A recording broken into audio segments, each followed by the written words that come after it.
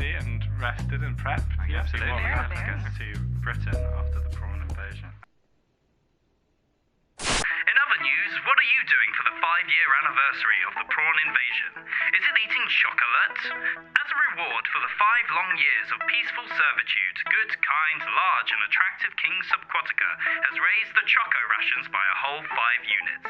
He has also promised to broadcast a live human execution tonight at 7 on BBC Two. So those of us might want to criticise me and Max for writing an exposition scene through a TV.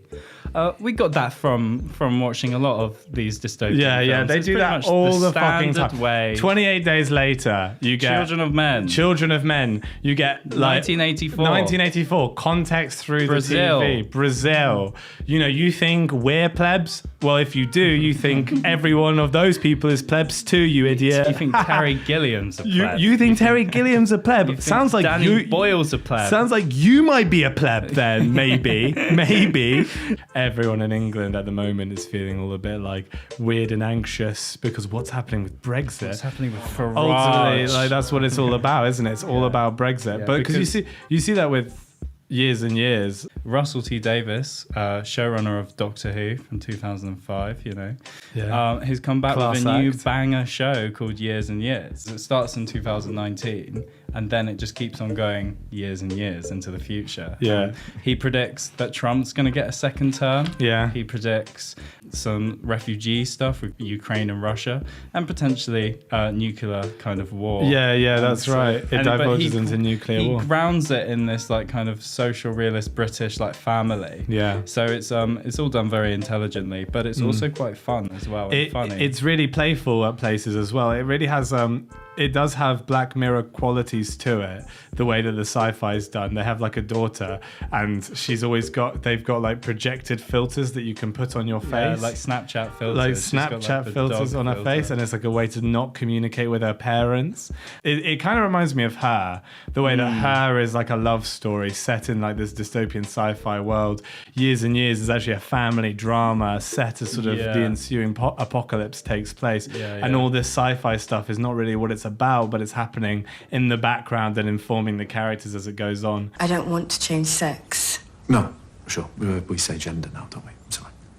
I said I'm not comfortable with my body, so I want to get rid of it. This thing, all the arms and legs and every single bit of it. I don't want to be flesh. I'm really sorry, but I'm going to escape this thing and become digital. Children of Men's how we started this crazy adventure. Because Sam hadn't seen it, and I'd seen it recently, and I was like, bro, like you're gonna love Children of Men. And I sat him did. down in front of it. One of the things that makes Children of Men particularly interesting, because we focused on British dystopians, but Children of Men is directed by a Spanish man.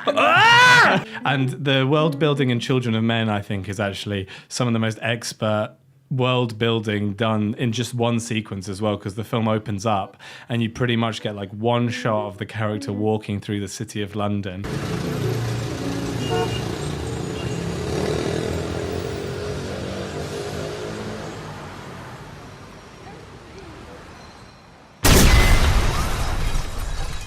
It's set in the future. Everyone stopped being able to have children. Yeah. So no one can have kids.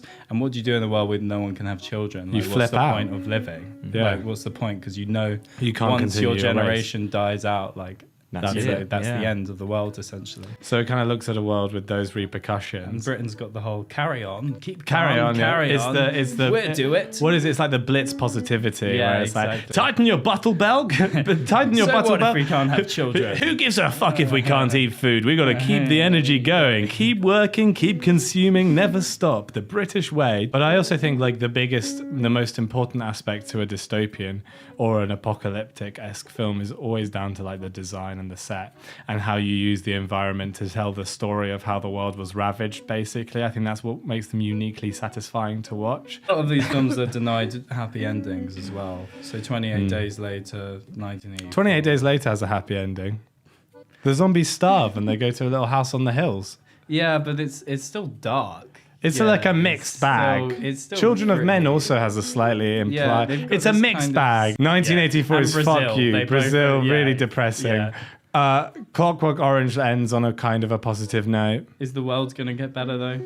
The world was never going to get better in It was Clockwork already Orange. fucked. Yeah, that's the idea. Is that's the accepted universe and culture in Clockwork Orange. Yeah. He's just a product of it. Yeah.